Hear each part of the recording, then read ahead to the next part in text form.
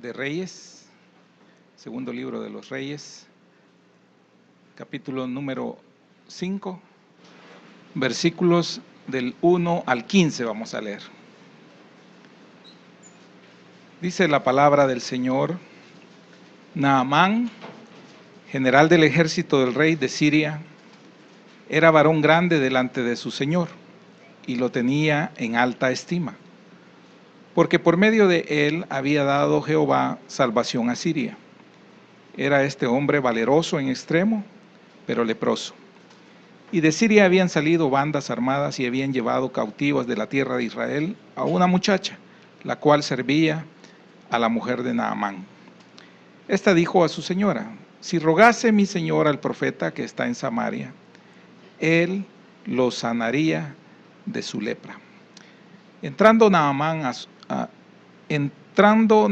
a su señor, le relató diciendo: así y así ha dicho una muchacha que es de la tierra de Israel. Y le dijo el rey de Siria: anda, ve, y yo enviaré cartas al rey de Israel. Salió, pues, él, llevando consigo 10 talentos de plata y 6,000 piezas de oro y 10 mudas de vestidos. Tomó también cartas para el rey de Israel que decían así: cuando lleguen a ti estas cartas, sabe por ellas que yo envío a ti mi siervo Naamán para que lo sanes de su lepra. Luego que el rey de Israel leyó las cartas, rasgó sus vestidos y dijo: ¿soy yo Dios que mate y dé vida, para que éste envíe a mí a que sane un hombre de su lepra? Considerad ahora y ved cómo busca ocasión contra mí. Cuando Eliseo, el varón de Dios, oyó que el rey de Israel había rasgado sus vestidos, envió a decir al rey: ¿por qué has rasgado tus vestidos? Venga ahora a mí y sabrá que hay profeta en Israel. Y vino Naamán con sus caballos y con su carro y se paró a las puertas de la casa de Eliseo. Entonces Eliseo le envió un mensajero diciendo: ve y lávate 7 veces en el Jordán, y tu carne se te restaurará y serás limpio. Y Naamán se fue enojado diciendo: he aquí yo decía para mí, saldrá él luego y estando en pie invocará el nombre de Jehová su Dios, y alzará su mano y tocará el lugar y sanará la lepra. Abana y Farfar, ríos de Damasco, ¿no son mejores que todas las aguas de Israel? Si me lavare en ellos, ¿no seré también limpio? Y se volvió y se fue enojado. Mas sus criados se le acercaron y le hablaron diciendo: Padre mío, si el profeta te mandara alguna gran cosa, ¿no la harías? ¿Cuánto más diciéndote: lávate y serás limpio?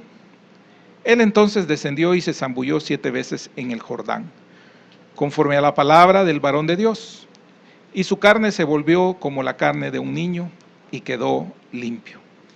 Y volvió al varón de Dios él con toda su compañía, y se puso delante de él y dijo: he aquí ahora conozco que no hay Dios en toda la tierra sino en Israel. Te ruego que recibas algún presente de tu siervo. Amén. Hasta ahí. Pueden sentarse, hermanos.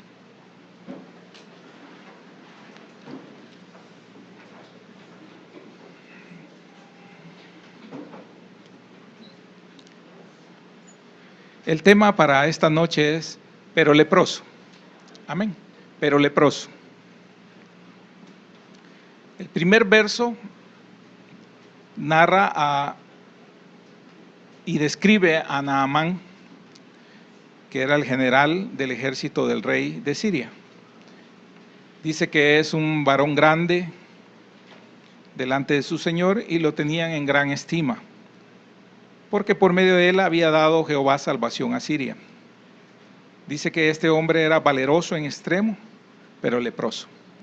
Entonces, describe en primer lugar el verso las buenas cualidades de un hombre.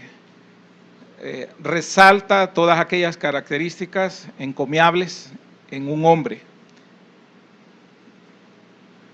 También en ese mismo verso se narra la fuente o el origen de esas buenas cualidades que lo habían llevado a prosperidad o a ser de renombre a Naamán, a este general.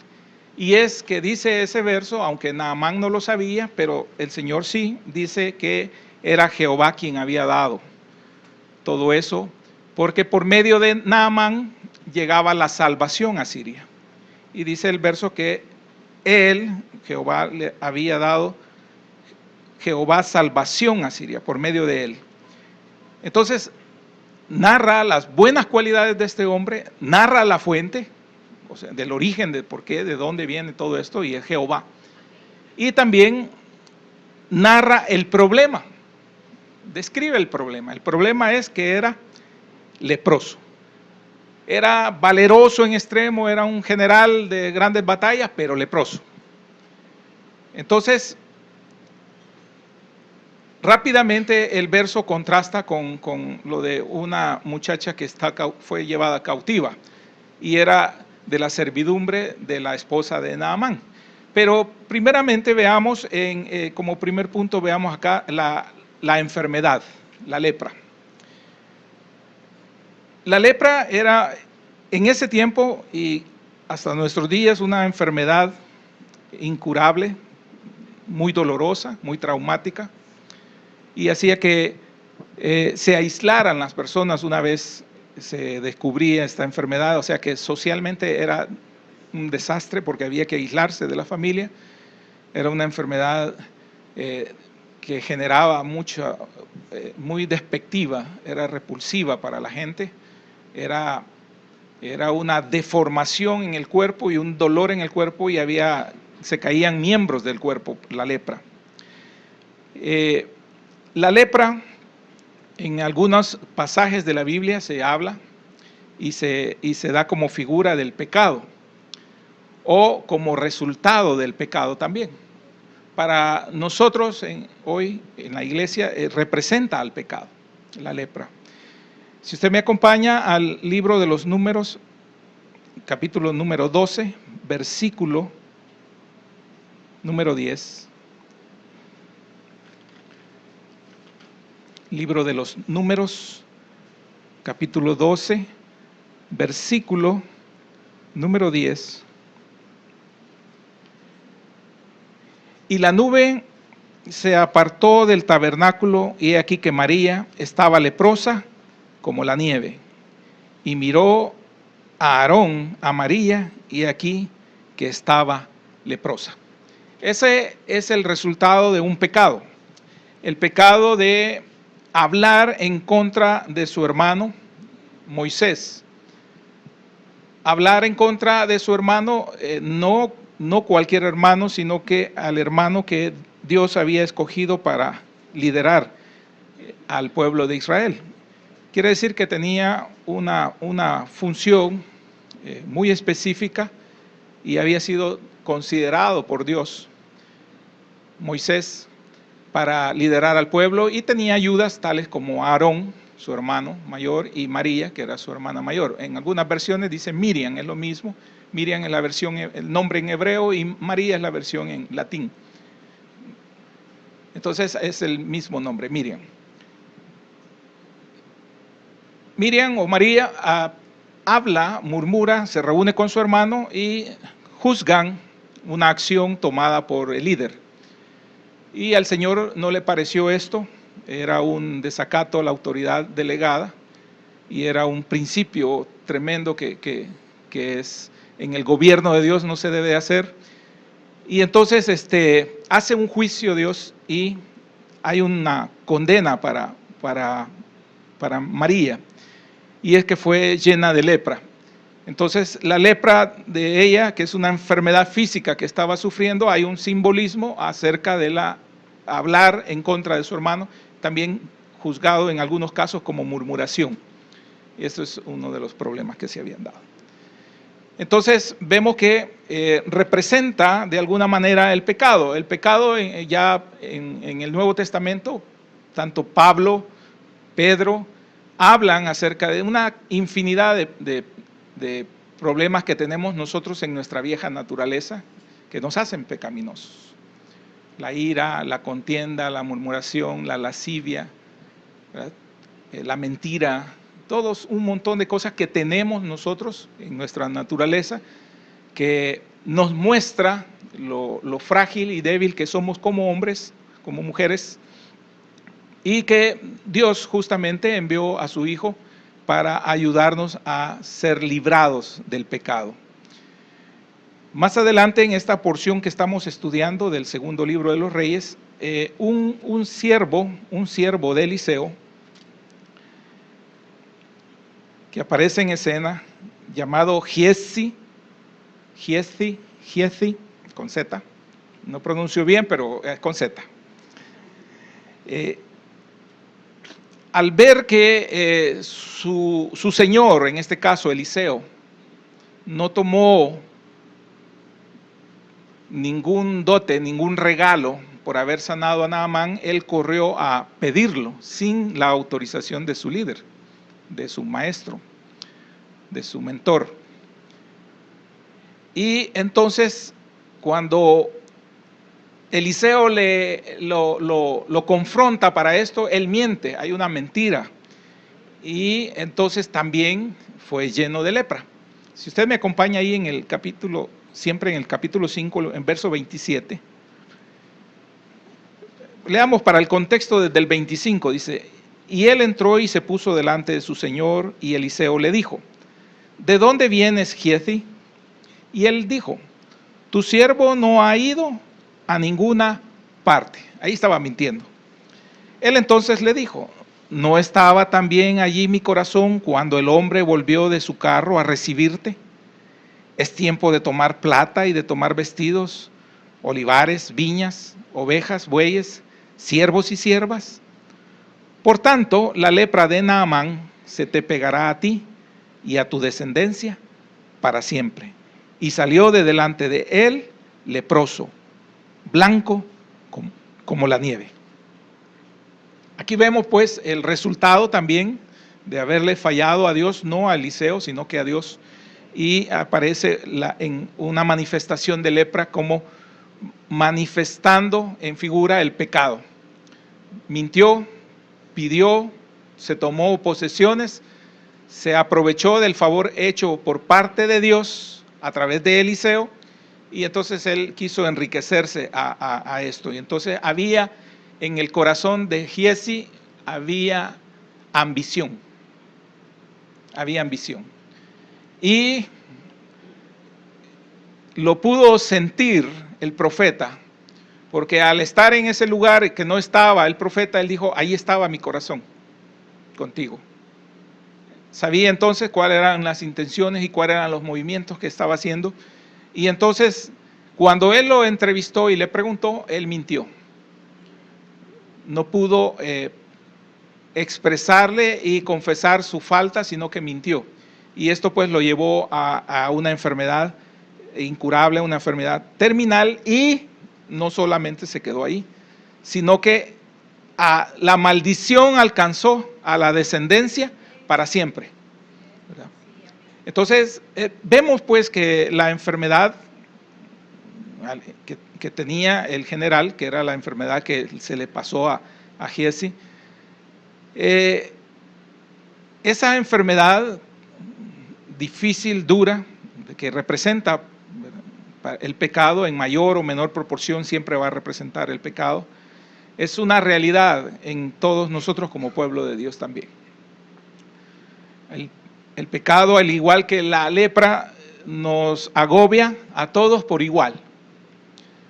No importa nuestra edad, no importa el tiempo que tengamos de congregarnos, no importa nuestra madurez, no importa el sexo, nuestro estatus social, afecta. Porque aquí vemos a un hombre que fue afectado, que era un general, era un noble, y quizás no había sido aislado por el grado de nobleza que tenía, pero tenía que ocultar, de alguna manera tenía que ocultar que estaba con esa enfermedad, ya sean por vendajes, por ropas especiales, armadura, lo que sea, tenía que tener un cuidado. Pero conforme va avanzando la enfermedad, eso es de muerte, ¿verdad?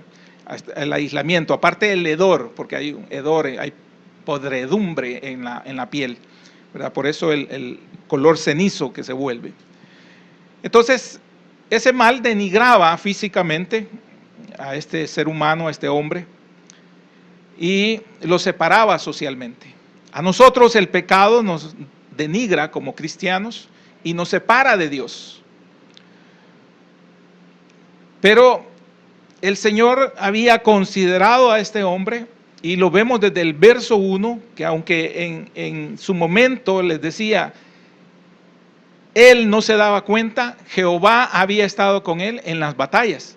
Y por eso había llegado él a ganar esas batallas, y por eso había sido librado, había sido salvado Siria. Y entonces el rey estaba muy agradecido con este hombre, pero era Dios, porque ahí dice que era Jehová quien estaba detrás de todo esto, pero estaba leproso. Entonces tenía que pasar un proceso de sanidad en él.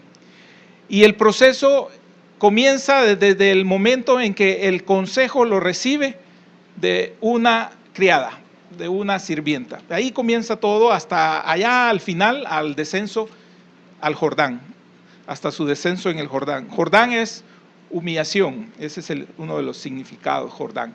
Y de Naamán es placentero, también está agradable, amable. Esos son unos de los significados de el nombre Naamán. Definitivamente era un hombre que era agradable para el rey, de alta estima, dice la palabra de Dios. De alta estima quiere decir que era un hombre muy importante para el rey, para las funciones que él desempeñaba y para el cuidado del reino. Pero leproso. Entonces, me llama la atención rápidamente cómo contrasta el siguiente verso cuando describe la grandeza de un hombre y luego describe a una hija de Israel que dice que de Siria habían salido bandas armadas y habían llevado cautiva de la tierra de Israel a una muchacha, la cual servía a la mujer de Naamán. Verso 3 dice, esta dijo a su señora, si rogase mi señor al profeta que está en Samaria, él lo sanaría de su lepra. Amén. Entonces, como segundo punto vamos a ver humildad versus orgullo. Humildad versus orgullo. A pesar de estar en una situación difícil esta muchacha, porque era condición de esclava, era una niña probablemente, al referirse la palabra muchacha, tendría que ser una niña. A pesar de estar en esa condición de esclavitud, ella no se desanimó en su condición. De haber sido separada de su familia, de haber sido separada de su pueblo, de su nación, de su comunidad, de su ciudad, de lo que sea, ¿verdad? Y de su casa, de su habitación, ser separada completamente y estar sirviendo a la casa de un extraño, en este caso, sino que vio la oportunidad, al darse cuenta del padecimiento de su amo, vio la oportunidad de servirle a Dios, llevando salvación a un hombre muy necesitado. Le habló del profeta que hay en Israel y le habló de un profeta capaz de sanarle, capaz de curarle, porque era un profeta de Dios, era un profeta de Jehová. Entonces vio una oportunidad allí, ¿verdad?, para salvar una vida. No tomó una actitud de revanchismo, de venganza, como muchos de nosotros haríamos al saber que a un enemigo o alguien que nos ha hecho mucho daño se encuentra en una situación difícil. Nosotros atribuiríamos quizás una condición de esa a la voluntad de Dios que está vengándonos a nosotros.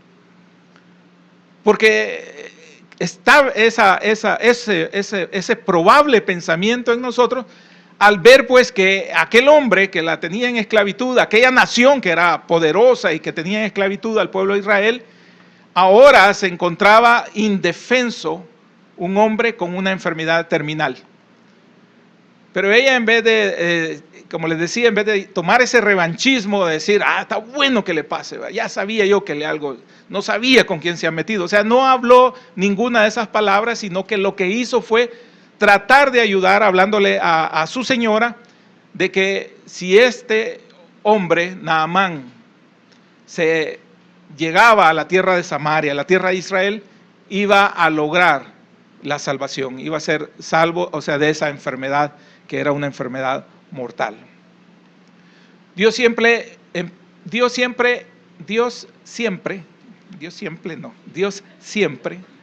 emplea estas aparentes desgracias, como la que tenía esta mujer cautiva, esta israelita, para ocasionar un milagro. Porque nada es al azar, sino que está de la mano de Dios, en la voluntad de Dios, desde el mismo principio en el verso cuando dice que era Dios, el Dios de Israel, Jehová, quien ayudaba a ese hombre. Ahora había llevado hasta su hogar a una mujer creyente en Jehová. Y eso era la forma en cómo acercaba la salvación a este hombre, porque quizás Dios conocía perfectamente a Naamán que no iba a ser capaz él de buscar a Dios, porque no le conocía como tal. A pesar de que recibía el favor de Dios, no le conocía como tal. Entonces tenía que generarse una circunstancia, no una casualidad, sino que una circunstancia de parte de Dios, donde Dios tiene el control de todo, y permitir que una mujer que estaba, una muchacha que estaba ahí en esclavitud, pudiese entonces ayudar. Y ayudó esa muchacha, y esto quedó registrado en la palabra de Dios, trascendiendo todos los tiempos. Y a pesar de que está en el anonimato, fue la mujer que ayudó un día a Naamán.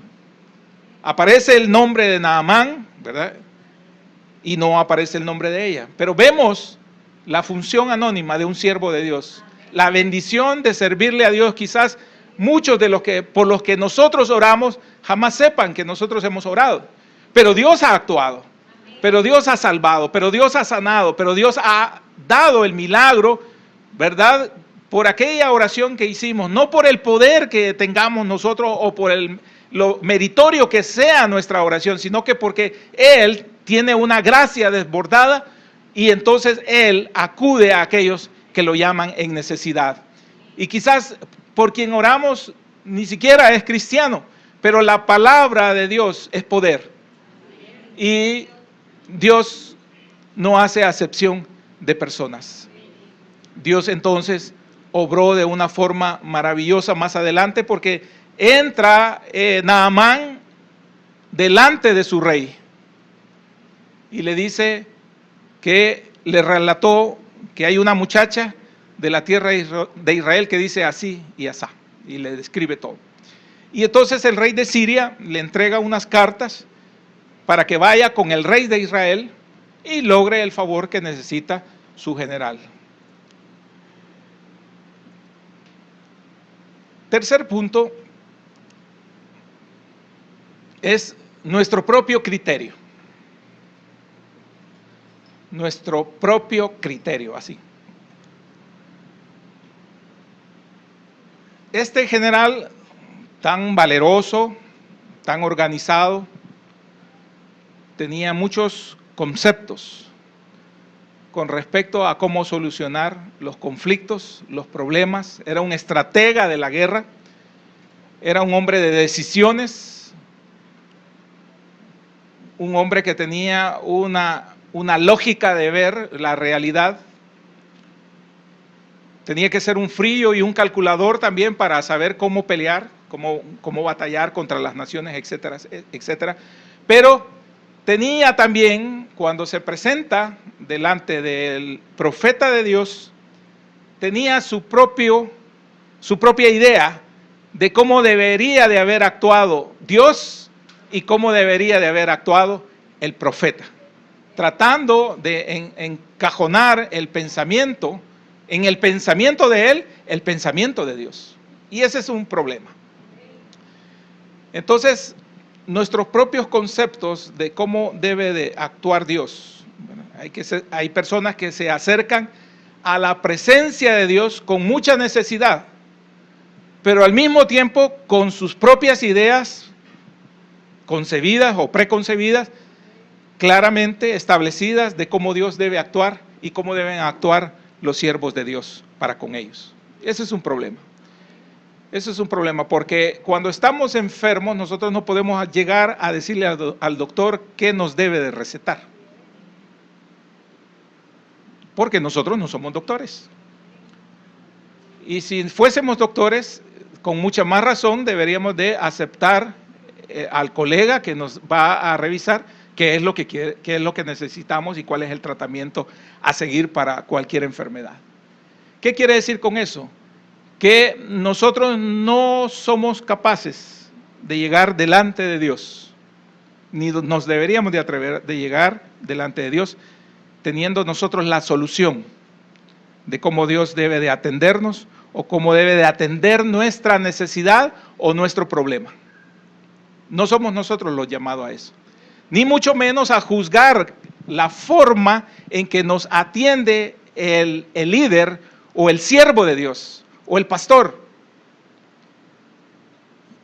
porque es él el instrumento de Dios que ha dejado para que nos atienda, y es el sentir de Dios el que va a ser manifiesto a través de la autoridad representada y no a través de nosotros, que en ese momento estamos padeciendo, somos pacientes, estamos padeciendo, entonces no podemos llegar. Y este es un problema que se da porque muchos traen una expectativa muy diferente de cómo ser tratados en sus problemas. Tienen sus grandes problemas, tienen sus grandes situaciones, sus enfermedades, pero cuando estaban en el proceso de enfermarse, es decir, porque muchos de nosotros seguimos enfermos por desobedientes, ya sabemos que nos hace daño y lo seguimos comiendo.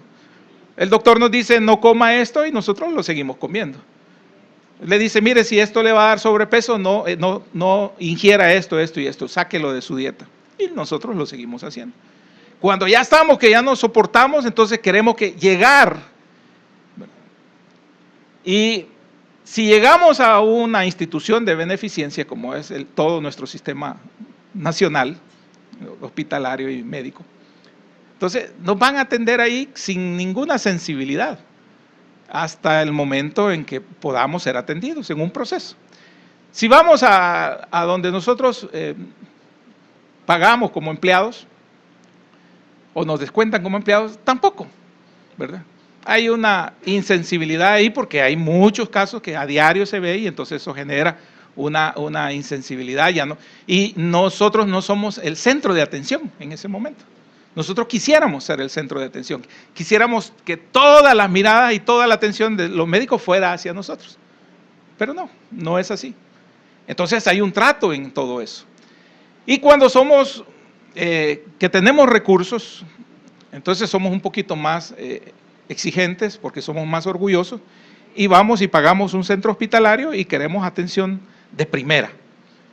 Y queremos también exigir, pero de igual manera los médicos nos van a dar un proceso y son ellos los que van a decir qué nos conviene y qué no nos conviene, porque ellos son los expertos, ellos son los que se han preparado. Entonces, se sintió Naamán decepcionado porque al llegar a quien sería su salvación, Eliseo, que Eliseo significa Dios es mi salvación, entonces lo recibió de una manera poco formal, no protocolaria. Él esperaba que el profeta lo recibiera de una manera muy espectacular, de una forma así pomposa. Era alguien que representaba al rey de Siria y traía cartas de presentación del rey de Siria. Entonces era un noble muy importante, de aquellos que hasta se les pone alfombra roja para que pasen. Mas sin embargo, Eliseo ni siquiera salió a atenderlo. Y esto hizo que este hombre se molestara, y eso es lo que llama la atención en esto, nuestro propio criterio en este punto. Dice que en el verso 9, vino Naamán con sus caballos y con su carro y se paró a las puertas de la casa de Eliseo. Fíjense que ni siquiera mandaron a llamar a Eliseo, sino que mandaron a Naamán a la casa de Eliseo. Y esto es un descender también para alguien orgulloso. Entonces Eliseo le envió un mensajero, otro, ¿verdad?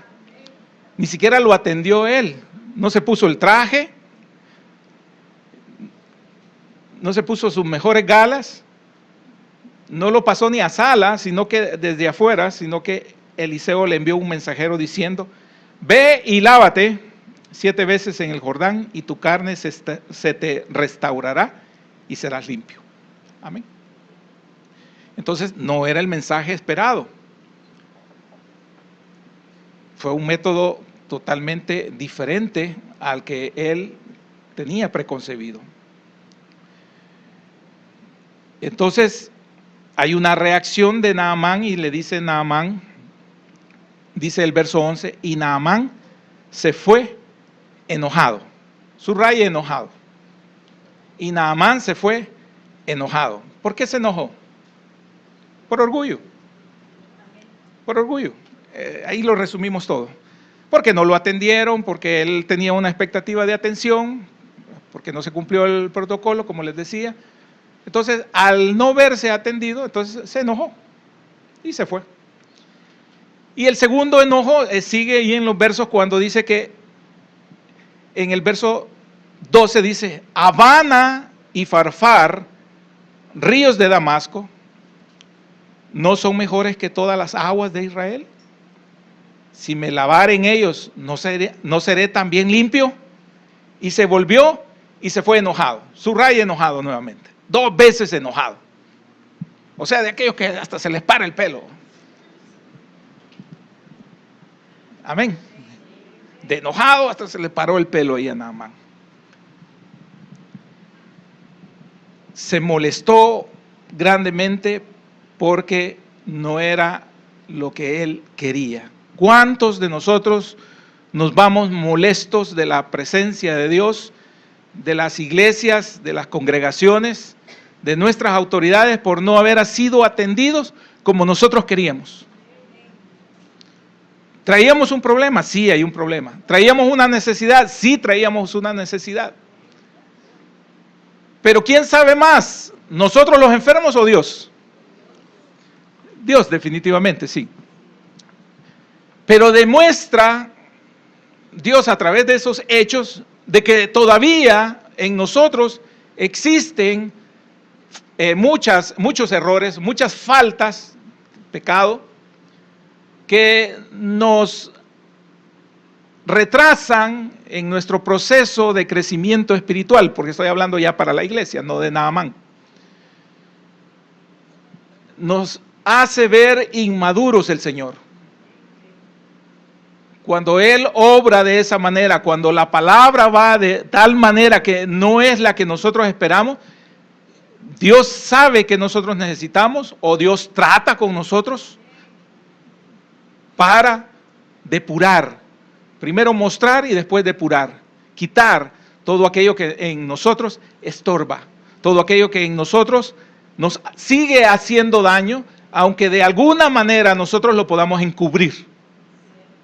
Porque ante quizás la gente que no estaba en el seno familiar, la servidumbre, la familia, la esposa o los hijos que pudiera tener Naamán y la manifestación de él, de contárselo al rey en confianza, quizás sus soldados no sabían que él era leproso. Posiblemente no.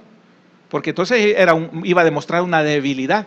Y para ser un guerrero como tal, para estar como general de los ejércitos, debía de mantenerse todavía con cierto poder, con cierta fuerza, con cierta grandeza.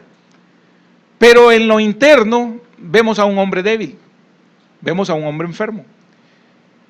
Y al no recibir él lo que él esperaba, porque él dice que creyó que lo iban a atender de una forma diferente.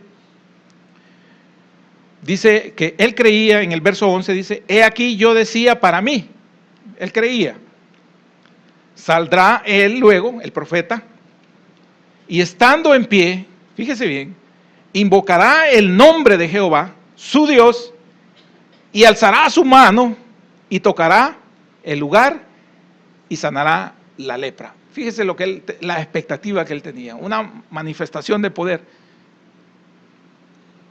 Y hay quienes cumplen, y hay quienes cumplen esas expectativas, pero ese es otro tema. Hay quienes hacen toda esa pompa, todo ese show. Pero vemos que Eliseo, el profeta de Dios, no lo hizo. Entonces, el siervo de Dios Eliseo se limitó a darle las indicaciones que Dios le había mandado. No hay que añadirle nada. Si Dios pone en el corazón de usted de orar por algo, simplemente ore. Pero no lo adorne, porque eso es suyo. Haga lo que tiene que hacer, diga lo que tenga que decir. Tenemos que pararnos y presentarnos acá y decir lo que tenemos que decir, pero debe ser la palabra del Señor. Debe ser la palabra de Dios lo que Dios quiere y lo que Dios ha mandado, y no lo que los demás esperan recibir. Ahora, no es posible venir delante del Señor, del Dios Todopoderoso, el Creador de los cielos y de la tierra, en nuestra condición de mendigos y al mismo tiempo pretender decirle cómo Él debe de actuar. No podemos ser limosneros y con garrote. No podemos. Dios es Dios. Entonces Eliseo supo guiar a este hombre honesto, pero severo, decidido, lo guió a deshacerse de sus prejuicios y lo condujo a una actitud de humildad, de humillación. Esto es sumisión. Lo llevó a la sumisión, que es la única manera en que nosotros nos podemos acercar a Dios. Por eso la actitud de aquel publicano que decía, humillado solamente podía decir, sé propicio, era mucho de mayor respeto y valor delante de Dios que aquel fariseo alzando su mano diciendo que él cumplía la ley, que él pagaba sus diezmos y hacía un montón de cosas, y todavía se atrevía a ver de reojo al otro y decir, y no soy como este, ¿verdad? Qué tremenda la actitud de que podemos llegar nosotros como creyentes también, porque no es una actitud solamente del fariseo, sino que es una actitud que se puede dar en la iglesia, de aquellos que hemos caminado un poquito más y nos creemos grandes delante de los demás. Creemos nosotros. Entonces, los criados también jugaron un papel muy importante, ¿verdad? Tuvieron una actitud distinta. Lejos de quedarse callados y quizás enojarse porque su amo se estaba regresando después de un viaje tan grande y que no había frutos, ¿verdad? Al contrario, ellos sintieron la necesidad de decirle que suplicara, que le suplicaron, que aceptara las indicaciones del profeta. Y qué bendición es estar rodeados de siervos de Dios que nos aconsejen y nos hagan reaccionar ante nuestras necedades. Porque todos estamos expuestos a nuestras necedades. Todos en algún momento dado nos cerramos y como dicen en el mundo, nos enllavamos. O sea, agarramos llave y ¿quién nos saca de ahí, verdad? Y entonces agarramos llave y entonces ya no entendemos razón. Pero qué bendición que Naamán, a pesar de que estaba así medio enllavado, ¿verdad? Con 2 llaves porque ya tenía 2 enojos, entonces pudo aceptar el consejo, un consejo sensato que le dieron ellos. Le hicieron comparar y decir, ¿qué tiene que te bañes en un río? Que tú desprecias, es el río Chuco en el que me voy a bañar. Pero si te pidieran todo lo que traes, porque se describe al principio, todo lo que él lleva, todo lo que le ha dado el rey, etcétera, etcétera, etcétera, eso era de gran valor. Y entonces lo que le estaba diciendo, en el fondo, era poca cosa. Pero no quería él pagar el precio de la humillación y prefería pagar cualquier precio que representara en él, en su orgullo, que él había pagado el favor de Dios. Y eso fue lo que lo trastornó, lo confundió, porque no pudo él entender cómo, solo dándole una pequeña indicación y sin ni siquiera verlo el profeta, podía llegar a él esa sanidad en su cuerpo. Entonces le generó esa confusión, pero pudo razonar al ver el costo-beneficio. Cuando se le presenta, le hicieron ver que si el profeta Eliseo le hubiera propuesto algo costoso o difícil, él gustosamente hubiera aceptado, accedido. Pero era un hombre soberbio, como somos muchos de los que estamos acá y como respondemos muchos de los que estamos acá, ¿verdad? Que cuando buscamos consejo o ayuda y no la recibimos como nosotros la queremos, nos molestamos y decidimos mejor irnos. Porque preferimos la penitencia, preferimos que se nos ponga una promesa de sacrificio, que se nos haga una forma extraordinaria ahí de limosna, que entender que hay poder en el siervo de Dios y que en una forma muy sencilla puede obrar. Porque si ustedes recuerdan, cuando es sanado Saulo de Tarso, es de la misma manera. Le enviaron a un creyente ahí a Damasco, y lo que hizo fue imponer sus manos sobre sus ojos para que le volviera la visión. No hubo fanfarria, no hubo fiesta, no hubo espectáculo de luces, no hubo absolutamente nada, ¿verdad? No hubo ningún canal televisivo ahí, sino que simplemente el siervo de Dios obrando, ¿verdad? Y obrando el poder de Dios a través de aquel que había sido obediente.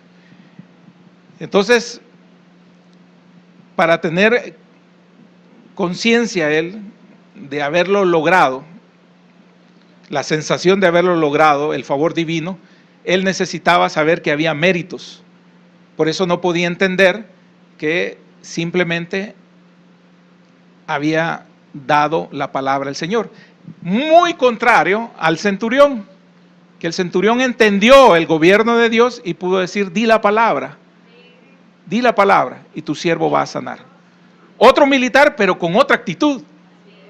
Otro militar, pero con un conocimiento pleno de lo que es Dios y con una sumisión a la autoridad. Entendía perfectamente el orden de Dios y la jerarquía de Dios y podía entonces saber que la palabra que dijera el Señor iba a actuar, sin necesidad de que entrara a la casa de él. A la distancia podía actuar. Ahora, Naamán, por su soberbia, no podía entender eso. Era el contraste, es lo opuesto. Entonces, sus criados se le acercaron y le hablaron diciendo, Padre mío, si el profeta te mandara alguna gran cosa, ¿no la harías? Cuanto más diciéndote, levántate y serás limpio. Él entonces descendió. Amén. Ahí está ya el punto al que teníamos que llegar. Le pusieron la argolla aquí y pudieron manejar al toro. Le pusieron la argolla y ya fue manejable. Se le quitó todo lo que tenía de poder, toda su grandeza, toda su musculatura, toda su furor, toda su fuerza. Se le quitó. Y entonces fue guiado. Entonces descendió y se zambulló, tal como lo había mandado el profeta, las 7 veces en el Jordán, conforme a la palabra del varón de Dios, y su carne se volvió como carne de un niño y quedó limpio. Amén. Entonces ahí pudo reconocer que había un Dios muy grande sobre toda la tierra, y ese Dios era el Dios de Israel. Amén. Mire qué bendición. Y todo surge allá con la ayuda de una muchacha anónima, en el plan de Dios, usando todo esa maquinaria para salvar a este hombre. Un hombre no israelita, un hombre no creyente, pero que Dios tuvo misericordia de él, como también nosotros, no siendo israelitas, no siendo judíos, hemos alcanzado la misericordia de Dios. ¿Qué defectos? Gloria a Dios, démosle palmas al Señor.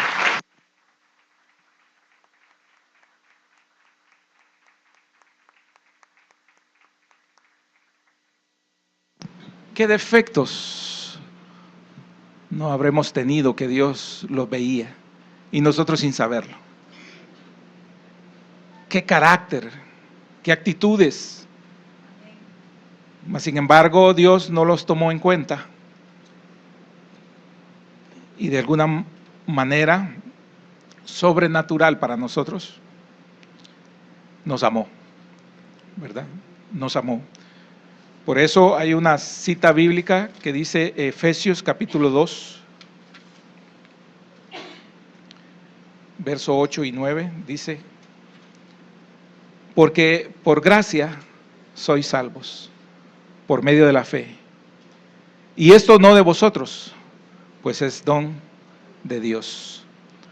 No por obras, para que nadie se gloríe. Amén. No por obras. No podemos decir nosotros hemos hecho esto y merecemos el favor de Dios. No por obras. No podemos decir ninguna obra. Ninguna obra tendría el valor delante de Dios. Entonces Naamán, a pesar de su indignación con el profeta, aceptó el consejo de sus criados y se sumergió las 7 veces de las aguas del río Jordán, que también no era su río de predilección. Habían mejores ríos en su pueblo, en su nación.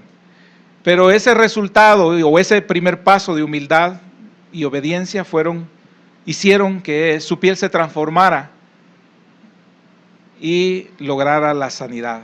Así también cuando nosotros nos humillamos bajo la poderosa mano de Dios, reconociendo nuestra lepra, la lepra del pecado espiritual que nosotros tenemos, si nosotros lo hacemos con fe y con obediencia, también nosotros seremos hechos nuevos. Naceremos espiritualmente, seremos una nueva creación en Cristo Jesús. Eso lo dijo el apóstol Pablo en segunda carta a los Corintios, capítulo número 5, versículo número 17. Amén. Si ustedes me acompañan, ahí está. De modo que si alguno está en Cristo, nueva criatura es. Las cosas viejas pasaron. He aquí, todas son hechas nuevas. Todo aquello de nosotros repugnante, todo aquello que nosotros nos consumía en la vida, como el peso del pecado que nos agobia, todo eso desaparece por completo en todo aquel que busca al Señor, pero lo busca con esa actitud de fe, de obediencia y de sumisión. Cualquier área en nosotros. Si nosotros tenemos un área y hemos comenzado este año y nosotros sabemos que esa área nos estorba, nos entorpece nuestra caminata, nuestra comunión con el Señor, es un buen momento para que nosotros se la expongamos delante del Señor, con esa actitud de humillación, con esa. Entonces, Dios puede obrar en nosotros, puede obrar de alguna manera, puede llevarnos a ese favor y a adquirir la misericordia de Dios. Amén. Tenía un cuarto punto, pero no lo por tiempo no lo vamos a ver, pero solo lo voy a mencionar porque es cómo es nuestra actitud ante las crisis. Creo que lo había puesto aquí. ¿Cómo respondemos ante las crisis? Y eso está basado en los versos 7 y 8. Fíjese bien, solo con esto se lo voy a resumir. Siempre lo he dicho en el trabajo cuando hay situaciones difíciles que resolver. Entonces se presenta un problema. Hay gente que empieza a gritar. Hay otra gente que entra en crisis de pánico. En situaciones difíciles, nosotros los creyentes no debemos de entrar en esa situación de crisis y de pánico, porque eso lo que demuestra es que somos ignorantes. El rey era ignorante porque no conocía a Jehová.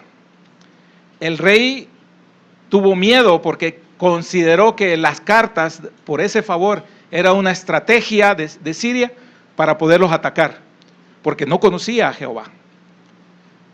Por eso cuando llega a los oídos de Eliseo esto, él lo pide que se lo endosen. Él pide, endósenlo, o sea, mándenmelo donde mí. Porque Eliseo estaba confiado porque conocía a Dios. Había sabiduría, había conocimiento de Dios, conocía a Dios. Y eso nos marca la diferencia. Por ejemplo, si en este momento hay un temblor fuerte, ¿cómo reaccionamos? ¿Cómo saldríamos? ¿Cuáles serían nuestras acciones, nuestras actitudes? Entonces, todos aquellos que no estamos preparados para eso, entonces seguro que pasamos encima de nuestro hermano que esté ahí a la par. Sea quien sea, niño, adulto, quien sea. Los vamos a tropezar y vamos a salir. Es un ejemplo un poco sencillo, pero es porque no estamos preparados. Pero aquel que se ha preparado, que ha recibido una capacitación, que sabe cómo evacuar, que sabe dónde ubicarse, etcétera, etcétera, va a ser completamente diferente su actitud. Y qué triste que el rey de Israel, el rey de Israel, del reino del norte, entrar en pánico, entrar en crisis. Nosotros como hijos de Dios no podemos entrar en esas crisis. No podemos, porque hemos sido instruidos, porque hemos sido capacitados, porque hemos sido enseñados, porque constantemente estamos aprendiendo la palabra de Dios, no para atesorarla como un libro más en nuestras bibliotecas mentales o físicas, sino para ponerlo en práctica en nuestro diario vivir. Así que cuando vengan las circunstancias difíciles, nosotros debemos de saber cómo responder. Debemos estar confiados en el Señor. Amén. Que el Señor añada bendición a su palabra. Gracias, Padre Celestial.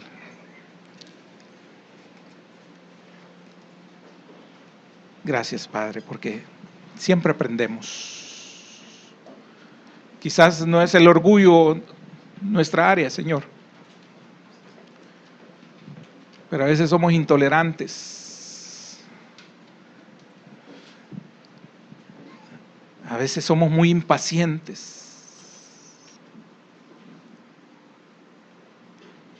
A veces muchos de nosotros somos iracundos, Padre. Nos llenamos de ira rápidamente. Hoy el Señor expuso a través de Naamán un área, pero cada uno de nosotros tiene un área. Somos muy mentirosos, muchos de nosotros.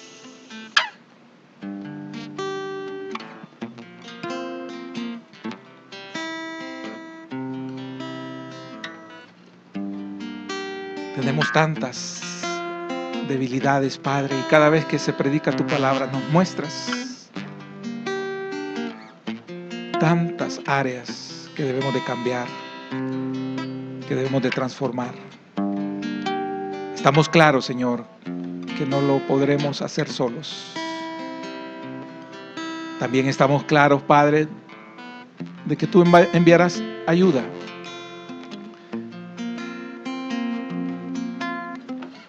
Y también tenemos claros ahora, Señor, de que hay que pagar el precio de la humillación, de la sumisión, para ser transformados, para ser cambiados.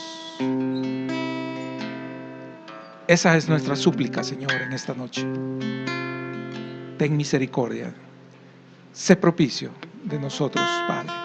En el nombre de Jesús. Amén.